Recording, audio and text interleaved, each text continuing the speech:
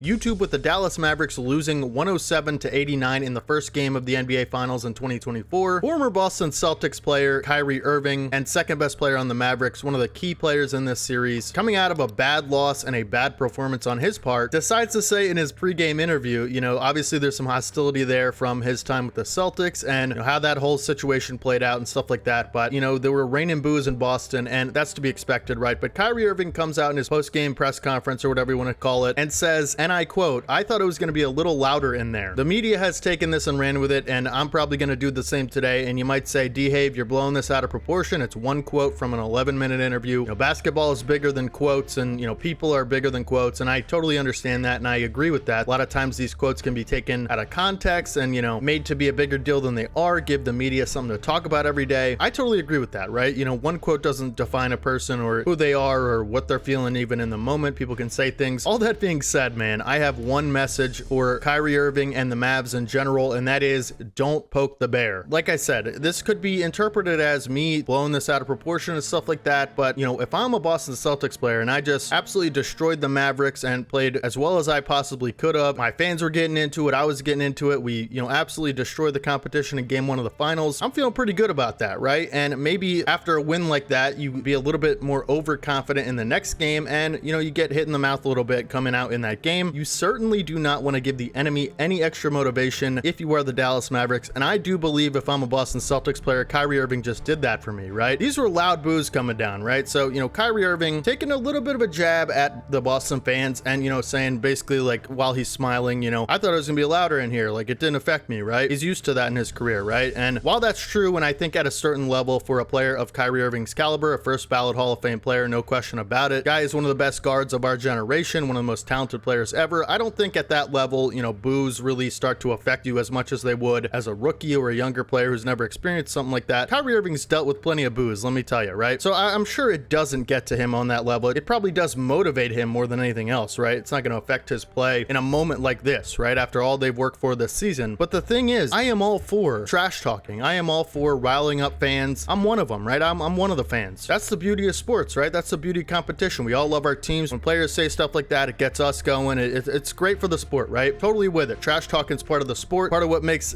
sports so fun, right? But my issue isn't with what he said or, people saying stuff like that or that he even poked the bear at all, right? My issue is like, dude, you had one of the worst games of your life in that game, 12 points in that game, 6 of 19 from the field, 0 of 5 from 3. You clearly underperformed way more than you should have in that game one. You should have had a better game, and maybe the Mavs would have won if you did. I talked about in the last video how I don't expect this to be a repeat occurrence for Kyrie Irving. He's an all-time great player, and all-time great players bounce back after games like that. That's part of what makes a great player great, is that they don't let games like that continue over time. My issue is like, dude, you're not really in a position to be saying stuff like that. You don't want, to poke the bear when you're down, right? Like the Celtics and their fans don't need any more motivation to be all in this game too, and I think you just gave them that, right? Like there's gonna be a little extra punch from the Celtics coming out in game two trying to defend their home floor with those fans, right? And now you're in a situation where everybody's gonna be looking at you even more in Boston after a really, really bad performance, right? Like you didn't play well, and now you come in this interview and say, I thought it was gonna be louder in here. That's just not a great look, and it's not a great way to conduct yourself in that moment, right? Like I don't have an issue with people doing that. It's just, in this particular instance, I think it is really, really dumb for Kyrie Irving to be saying that because you're already at a disadvantage, right? And so now you give them a little extra motivation and maybe a little bit of extra pride for their city and their home floor and stuff like that. So just a really bad look. A couple things I can compare it to, if you guys remember in the 2016 NBA Finals, Kyrie would know this all too well because he was a part of that, 3-1 comeback team with LeBron James, where they came back and beat the Warriors, first team to do a 3-1 comeback in a final series. If you guys remember, Klay Thompson, when they were up 3-1, made some remarks similar to this about the Cavaliers, right? And he was in a position where he was up. So, no one's ever come back from a 3-1. They were 72-9 that season, or 73-9 or whatever it was, right? And they had all the cards in their favor and they were just rolling, right? The Warriors. Klay Thompson comes out, says something about LeBron, pokes the bear when he shouldn't have, right? And LeBron responds and they end up losing the series. Klay Thompson ends up looking like an idiot for saying what he said in that press conference after being up 3-1. Luka has said something similar.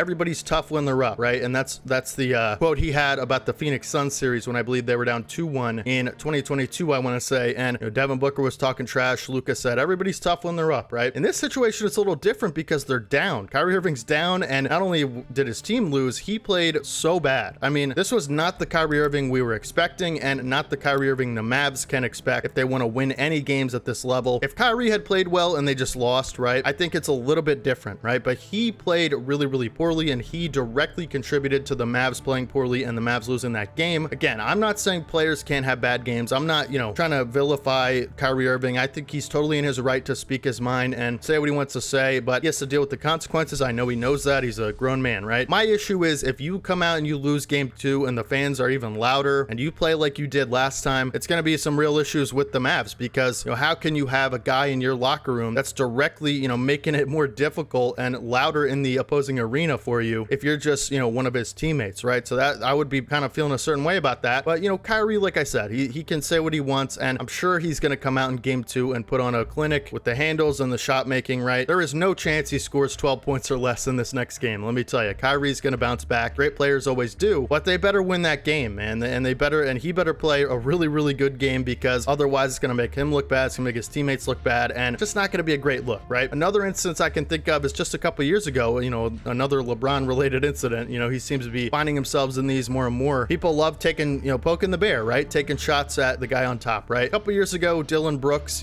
poking the bear, saying LeBron's old. I don't respect you till you drop 40 on me. LeBron comes out, gives him 36 or whatever it was, right on his head. Lakers win that series, and Dylan Brooks gets basically run out of Memphis because of all the antics he put up in that series. But this is just, like I said, an off-the-cuff comment that Kyrie made. I'm not saying he went in there, planning to say all these things. And I watched the full interview. I'm not going to take this out of context or anything. When you just read the headline, it's easy to be like, oh, that's ridiculous that he said that after a bad performance. I know that's kind of what I'm saying in this video, but it was a very small percentage of that interview. He wasn't talking about it. Just a little, kind of off the cuff comment. And, people say things after a loss or whatever. And, Kyrie is no stranger to saying things that are controversial that, might rile some people up. So he knows what he's doing, and, he knows the consequences if things go bad and continue to go bad. But I'm just saying, in all fairness to Kyrie, I don't think it was something like too crazy where he was like directly going in there planning to take shots and, some weird stuff like that, like kind of similar to Dylan Brooks. I don't think it was to that level. I think he just made a comment that was really dumb. But, that's the point of this video, just me explaining why you shouldn't poke the bear when you're at a disadvantage, man, because it really can come back to bite you. You better be doing everything you possibly can to make sure that doesn't happen in game 2. Kyrie Irving needs to come out and hit some big shots right away. Like if he comes out and hits like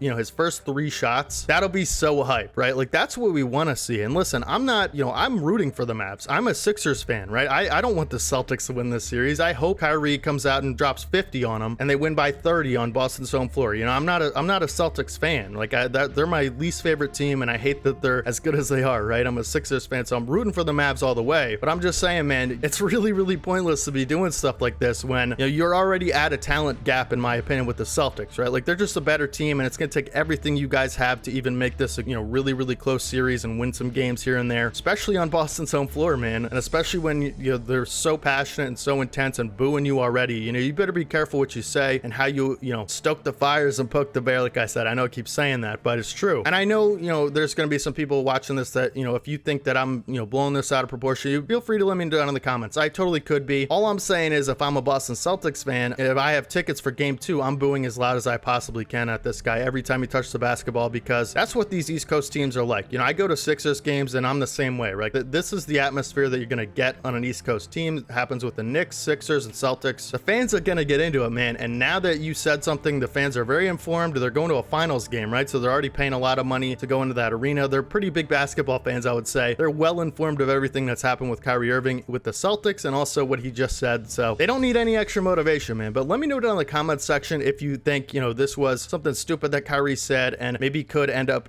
having an impact on the floor or just in the arena in general. Like, let me know if it's that deep, or am I making this too big of a deal? I just wanted to talk about it today because I find it fun and interesting. Like I said, this is something fun about sports that, we can all go back and forth and get passionate about our teams and riled up and stuff like that. And it's part of the competitive spirit, and being a fan in general is bragging rights and, trash talking, stuff like that. So it's just fun for me. I don't have too much stake in it. Like I said, I want the Celtics to lose, but I'm not against Kyrie at all. This is who he is. Like, people say stuff, and he's one of the guys that I think will say stuff, even if it makes people uncomfortable. We know that about Kyrie. He's always going to be one to speak his mind, and that's totally in his power to do. And I support that. I support people speaking their mind. And this is an instance of that. But I think sometimes when you speak your mind and you're a little too honest at times, you know, it can come back to bite you. And I hope that's not what happens to Kyrie and the Mavs, but it might, right? So no hate or no disrespect towards Kyrie at all. You know, he's totally, like I said, he's totally should be able to do that, and he is able to do that. But be careful, man, because, you know, on the floor, I'm just strictly talking on the floor. This might make your job harder in game 2. Be careful, man. You better come out and have a good performance, right? So hopefully you guys enjoyed the video. Make sure you guys drop a like if you did. Subscribe to the channel if you guys haven't already. It would mean a lot to me. We're on the road to 12K, and we upload every single day. If you don't want to miss more videos like this, make sure you guys stick around. Also, like I said, let me know down in the comments section if you're a Mavs fan. What do you think of this? Were you upset that Kyrie, you know, is poking the bear and, you know, stoking the fire, like I said? Or do you think it's fun? Do you think, you know, he should have said that? Do you think it just kind of ramps up the intensity of the finals? I personally am kind of agreeing with both, right? Like, I think it was stupid, but I also think it's fun from a fan's perspective that all this is going on. So, but I could see as a Mavericks fan being like, come on, man, like, we're already in trouble. You got to cool it, right? Let me know down in the comments. Either way, Celtics fan, Mavs fan, or just any fan of the NBA, let me know what you think. And I will catch you guys in the next one. This is your boy D-Haven. As always, peace.